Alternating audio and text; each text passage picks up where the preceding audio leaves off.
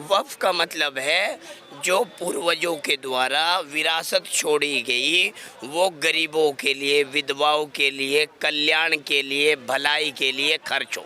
Madam मैं कहता हूँ 11 साल पहले क्यों नहीं हुआ ये संशोधन? 11 साल से सरकार क्यों सोई हुई थी? क्या वक्फ बोर्ड की बात हो रही है? आज बिल पास हुआ है। चीन को ये पता कितने टैक्स देते हैं? चीन भाड़ में गया, हमारे को लेना देना नहीं, हमें इनसे लेना देना है। देश लूट रहे हैं ये, वक्फ बोर्ड देश लूट रहा है। 9 लाख एकड़ जमीन कहाँ से आई? 6 लाख एकड़ का हिसाब क्यों नहीं है? सरकार की संपत्तियों पे कैसे कब्जा ठोक सकते हैं? कोई भी वक्फ बोर्ड सरकार की संपत्ति पे, सरकारी संपत्तियों पे दावा कैसे ठोक रहा है?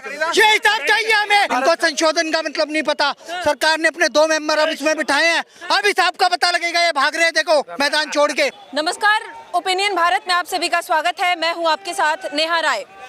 आज देश में एक ही चर्चा है और वो है वक्फ बोर्ड। वक्फ बोर्ड में सरकार संशोधन की बात कर रही थी और आज सदन में केंद्रीय मंत्री ने पेश भी किया और अब तक बिल पास भी हो जाएगा। लेकिन इसका जगह जगह पे अगर कुछ लोग समर्थन कर रहे हैं तो कुछ लोग विरोध भी कर रहे हैं। संसद में भी हमने देखा विपक्ष लगातार इसका विरोध करते नजर आया, तो वही सरकार अपनी तमाम वो बातें रख रही थी जो वक्फ बिल में संशोधन किया जा रहा है। लेकिन हम जनता से बात करते हैं क्योंकि बहुत सारे मुस्लिम पक्ष है जो इसका समर्थन भी कर रहे हैं, तो बहुत सारे मुसलमान इसका वन साइडेड विरोध भी कर रहे हैं। कई ऐसे आवाज उठ रहे हैं। लेकिन हम बात करते हैं, सर क्या नाम हुआ, एक बार अपना परिचय दें जनता को। मेरा नाम डॉक्टर मोहम्मद बिलाल है। हाँ सर, आप कहाँ से हैं? मैं हूँ तो हिंदुस्तान की माटी का, उत्तर प्रदेश में जन्म हुआ है। गांव का नाम साथ में लिखता हूँ, नाम है डॉक्टर मोहम्मद बिलाल शबगा।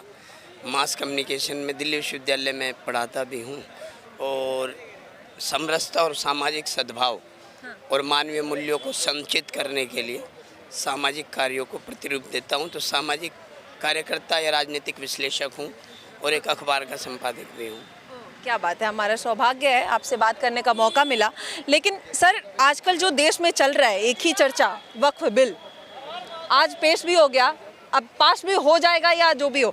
लेकिन सर क्या लग रहा है, जो पक्ष विपक्ष हो या फिर मुस्लिम पक्ष वन साइडेड विरोध भी कर रहा है, उनके लिए आखिर क्यों, आप कैसे देख रहे हैं वक्फ बिल को? आप पहले अपना अनुभव बताइए, वक्फ बिल में जो संशोधन है आखिर वो कैसे? देखिए, संशोधन विकास की प्रगति का एक पड़ाव है, विकास के रास्ते का एक पड़ाव है संशोधन। संशोधन पिछली गलतियों से सीखकर किया जाता है, ठीक है। तो ये हकीकत है कि जो संशोधन है, तो संशोधन में जिस तरीके से बदलाव किए जा रहे हैं, तो पिछले 70 साल में जो वक्फ है, अब हमें क्या है कि हम विषय को जानते नहीं हैं और हम उस पर वक्ता बन जाते हैं। पहले हमें विषय का ज्ञान होना चाहिए। सबसे पहले मैं नेहा से भी कहूँगा आपके सम्मानित चैनल के माध्यम से कि वक्फ है क्या। तो मैं आपको बुनियादी बात बताता हूँ। इस्लाम जो धर्म है, इस्लाम का भावार्थ है कल्याण, ठीक है, क्योंकि ये सलाम से शुरू होता है, अस्सलाम वालेकुम, और वालेकुम सलाम इसका जवाब होता है। तो इस्लाम के मायने हैं सलामती, कल्याण। अब सलामती सबकी हो तो इसका एक रास्ता है। यहाँ का अशिक्षित मुसलमान उसको समझा नहीं पाया। 5 वक्त की अरदास है, लेकिन अरदास से पहले अरदास कह लो, नमाज कह लो। अब मैं अदब के साथ कहता हूँ नेहा बहन को, जो मुसलमान वजू कर कर पवित्र होकर अपनी इबादत करता हो और इस धरती को सजदा करता हो, तो मुसलमान गद्दार हो सकता है क्या? माध्यम क्या है? धरती। अब लोग कह रहे वंदे मातरम नहीं कहेगा, बात को समझे आप। वो अपने आप को प्रेजेंट ही नहीं कर पा रहा। 5 टाइम की अरदास है, 1 साल में रोजे हैं, रोजे से पहले ज़कात है, फितरा है। अब आता हूँ मैं वक्फ पे। अब हम करीब आएंगे तो पता चलेगा ना। जब हम करीब ही नहीं आएंगे, अव्वल अल्लाह नूर उपाया कुदरत सब बंदे, एक नूर तो जग उपजा, सब जग उपजा, कौन भले कौन मंदे, ये नूर की बात है। ये सारी चीज़ें सिखाने के लिए है। तो वक्फ जो है, वक्फ की जो बेसिक चीज़ है, अनवर भाई भी जानते हैं, वक्फ का मतलब है जो पूर्वजों के द्वारा विरासत छोड़ी गई, वो गरीबों के लिए, विधवाओं के लिए, कल्याण के लिए, भलाई के लिए खर्च हो। दैट इज द वक्फ। ठीक है, ठीक है, ठीक है। अब ये बताइए, अब मुझे मान लो ये है तो मैं अनवर भाई को कह दिया, अनवर भाई पकड़ना एक बार, अनवर भाई को मैंने ये पकड़ा दिया, नहीं ऐसे रखो। अब मुझे ज़रूरत पड़ी तो मैंने पकड़ा दिया, हो सकता है मुझे कुछ एक्सप्रेस करने में तकलीफ हो रही हो, इधर इसको मत दिखा, ठीक है। ये हाथ अकेला नहीं धुल सकता ना, इसको दूसरे की ज़रूरत है ना। तो जो वफ़ है, नेहा बहन मेरी बहन, सम्मानित चैनल से कहूँगा, वफ़ का मतलब है कि आखिरी लोगों की मदद की जाए, ठीक है। वक्फ बोर्ड बने, कई एक्ट बने। अब वफ़ का काम है जो ज़मीन पड़ी है उसमें मुस्लिम इदारे हों, उसमें धर्मशालाएं हों, उसमें लोगों का कल्याण हो। अब जो वफ़ की ज़मीन दे दी जाती है, किसी के नाम दे दी, अब उसमें निकाल दी दुकानें, दुकानों का ले रहा है किराया। हुआ है किसी जिनके लिए ये वक्फ बना है, उनको इसका लाभ हुआ है क्या? नेहा विषय का नहीं पता ना। अब मैं जो बता रहा हूँ, मैं स्कॉलर हूँ, मुस्लिम समाज से आता हूँ, पसमानदा हूँ। सर, आपके लिए ही सरकार कह रही है कि आप लोग पसमानदा हो या और जिनको शामिल नहीं रखा गया है, उनको इस बिल में संशोधन के थ्रू शामिल किया जाएगा। बावजूद इसके मुस्लिम पक्ष हो या विपक्ष जो इसका विरोध कर रहा है, क्या मुसलमान समझ नहीं पा रहा है या फिर सरकार उनको समझा नहीं पा रही है? ऐसा है, हम करीब आएंगे तो पता चलेगा। अब मुझे पांचों चीज़ों के, इनके कड़े का, कंठे का कब पता चलेगा? जब मैं इनके करीब आऊँगा। आज दूरियां पैदा कर रही है राजनीति, तो वो जो चीज़ें कल्याण के लिए, मेरे भाई ने कहा, मैं इनका सम्मान करता हूँ, क्योंकि संवाद के लिए संयम जरूरी है। जब तक मुझे कोई यही नहीं पता कि मेरे ये अनवर भाई रहते कहाँ हैं, तो मैं संवाद क्या करूँगा? मुझे विषय का पता होना चाहिए ना। तो वफ़ है ऐसी विरासत जो गरीबों के कल्याण के लिए खर्च की जाए, ठीक है। 1993 में संशोधन होता है तो उसमें कोई दिक्कत नहीं, 2025 में संशोधन होता है तो उसमें दिक्कत है। देखिए, जब आँख खुल जाती है तो वो लोकतंत्र को जानता है। मैं प्रीएम्बल ऑफ कॉन्स्टिट्यूशन को जानता हूँ, बाबा अम्बेडकर साहब को जानता हूँ, संघ सूची को जानता हूँ, समवर्ती सूची को जानता हूँ, कॉन्स्टिट्यूशन को जानता हूँ, क्योंकि मेरे बाप ने, मेरे पिताजी ने, मेरे वालिद साहब ने मुझे स्कूल भेजा है। स्कूल भेजा है तो मुझे अभिव्यक्ति का अधिकार है, मैं मौलिक अधिकार जानता हूँ। लेकिन क्यों सरकार नहीं समझा पा रही है क्या विपक्ष को? या इसमें सरकारी संपत्तियों पे जो कब्जा कर रहे सुन थे, तो लो पूरी बात। जो वक्फ वाले, उस पे ऑब्जेक्शन उठाया गया। सॉरी, अब जो पहले हो रहा, दिल्ली का भी वक्फ बोर्ड है, यूपी का भी वक्फ बोर्ड है, पूरे हिंदुस्तान के वक्फ बोर्ड है, और वक्फ बोर्ड अलॉट करता है वो जमीन कल्याण के लिए। अब एक बात बहन बताओ, खीर में 2 किलो दूध, 2 किलो की खीर में, 2 किलो दूध की खीर में अगर 1 चम्मच नमक मिला दिया तो पूरी खीर खराब हो जाएगी। तो यद्यपि आपके हुक्मरानों की, उनको चलाने वालों की का उद्देश्य पूरा नहीं हो पा रहा। सरकार में खोट खुलकर अब लगता है कि इस संशोधन के बाद पूरा हो पाएगा? नहीं, मेरी बात सुनिए, जमीन पे कब्जा, आपका जो सवाल है उस पर आता हूँ। ऐसा है, जब तक आप एक पत्रकार हैं, मैं समाज का नागरिक हूँ, ये सामाजिक कार्यकर्ता हैं, जब तक समाज में नैतिक मूल्य नहीं होंगे, अगर आप अपने कर्तव्य के प्रति ईमानदार नहीं होंगे, एक तरफ तो प्रधानमंत्री हैं, प्रधानमंत्री अहंकार में, प्रधानमंत्री सम्मान में वो कहते हैं कि मैं जनता का सेवक हूँ, क्योंकि वो मुल्क के हम मालिक हैं, वो सेवक हैं, पब्लिक सर्वेंट हैं। तो हमें अपने इन नस्लों में संस्कार और अपने इतिहास को जगाना पड़ेगा, हुक्मरानों की नीयत ठीक करनी पड़ेगी। उदाहरण पे आता हूँ, सरकार बदली 2013 में दिल्ली की, उन्होंने कहा, किसी भी व्यक्ति ने, व्यक्ति विशेष की बात नहीं कर रहा हूँ, कि हम मकान नहीं लेंगे, लिया। हम बंगला नहीं लेंगे, लिया। कथनी और करनी में अंतर क्यों है?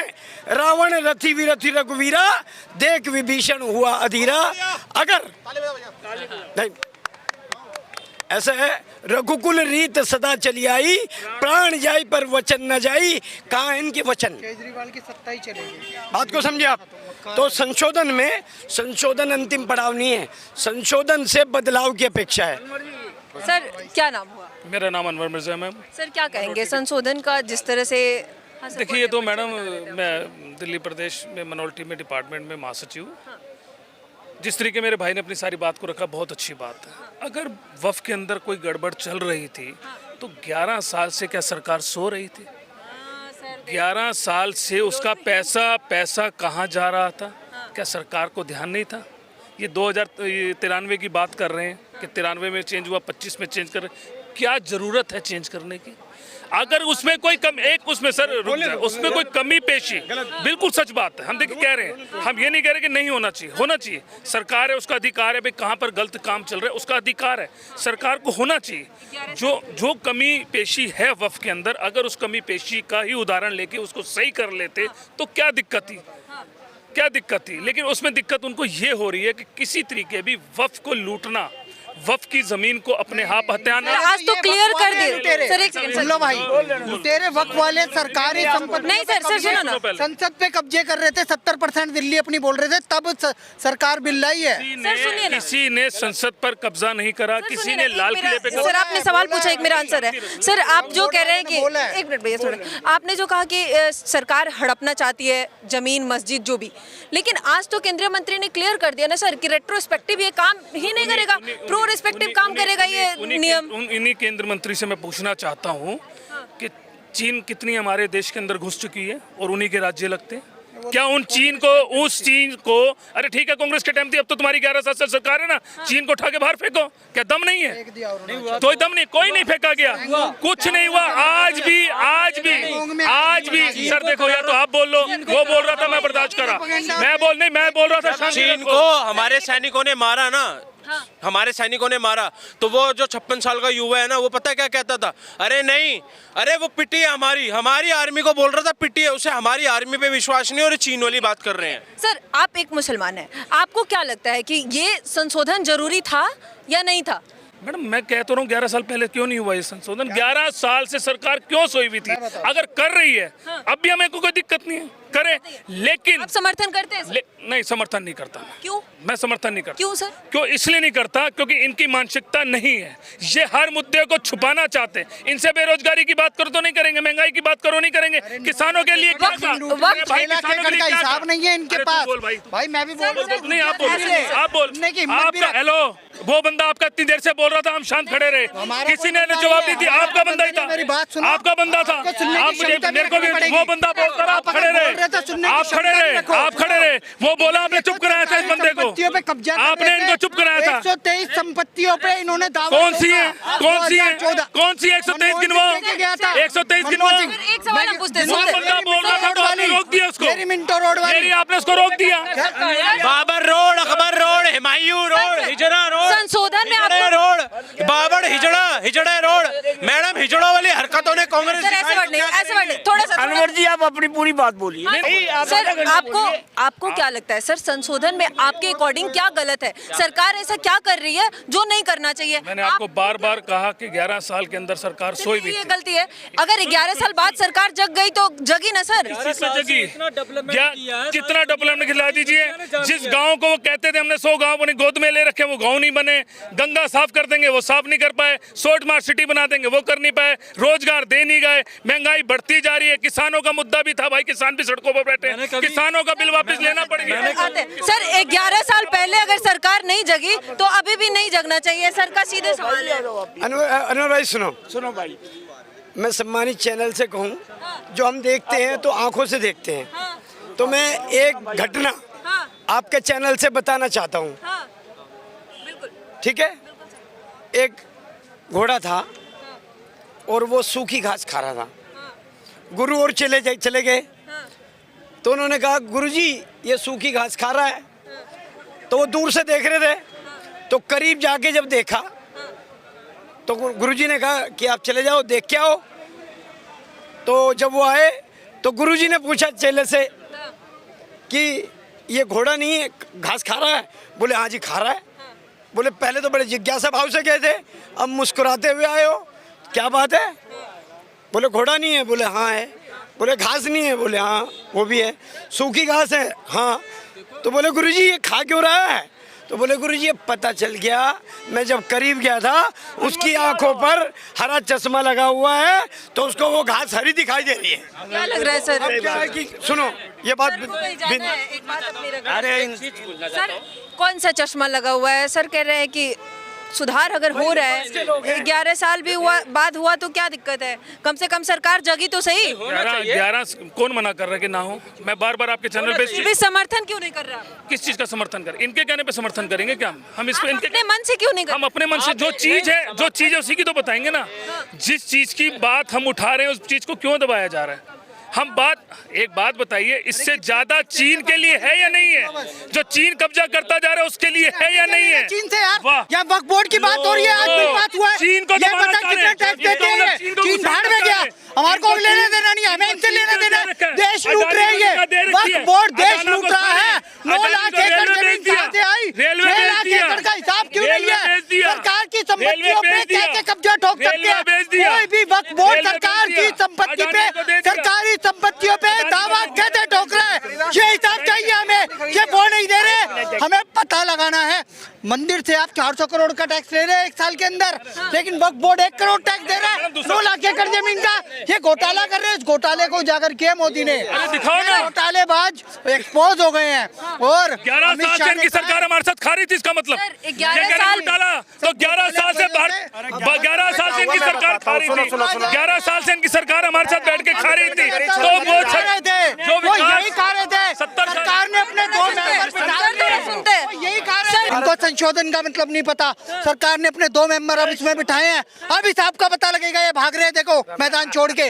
मैं बता देता हूँ, हाँ सुनो, अरे पूरी बात सुनो। अब ये 9 लाख एकड़ का हिसाब नहीं दे पा रहे। ये सारे हिंदू खड़े हैं यहाँ पे। जय श्री राम। भगवान राम के मंदिर से कितना टैक्स लिया 1 साल में, ये बताओ? वक्फ बोर्ड 1 करोड़ दे रहा है 9 लाख एकड़ जमीन का। ये क्या हिसाब है? 6 लाख एकड़ जमीन का इनके पास हिसाब नहीं है। ओवैसी 3000 करोड़ की प्रॉपर्टी पे कब्जा करके बैठा है, उसका कोई हिसाब नहीं है। और ये बंदा ऐसे ही भाग गया। ये कह रहा मोदी 11 साल से सो रहे थे। हम जैसे हिंदुओं ने रोड पे आके जगाया मोदी को। 123 संपत्तियां जो लुटियन जोन में थी वो कब्जा करी थी किसने? मनमोहन सिंह ने। मनमोहन सिंह ने अपना जो इनका मैनिफेस्टो होता है उसमें कहा कि ये जो संपत्तियां हमें दे दो, हम वोट डलवाएंगे मुसलमानों को। और इन्होंने 123 संपत्तियों पे कब्जा ले लिया। सबसे पहले उसे छुड़वाया जाएगा। इन्होंने संसद को अपना बताया, सुप्रीम कोर्ट को अपना बताया, सरकारी संपत्तियों को। अंदर घुस रहे थे तो सिख रेजिमेंट ने उनको पकड़ के एक जवान ने 4 चीनियों का उल्टा करके उल्टा करके उसका आलू बुखारा बना दिया था। वो इन्होंने नहीं देखा। ये इनके पास यही बोलना आता है, चीन अंदर आ गया, चीन अंदर आ गया। अरे चीन को तो मार के सिख रेजिमेंट ने, मैंने खुद देखा, मैंने खुद देखा।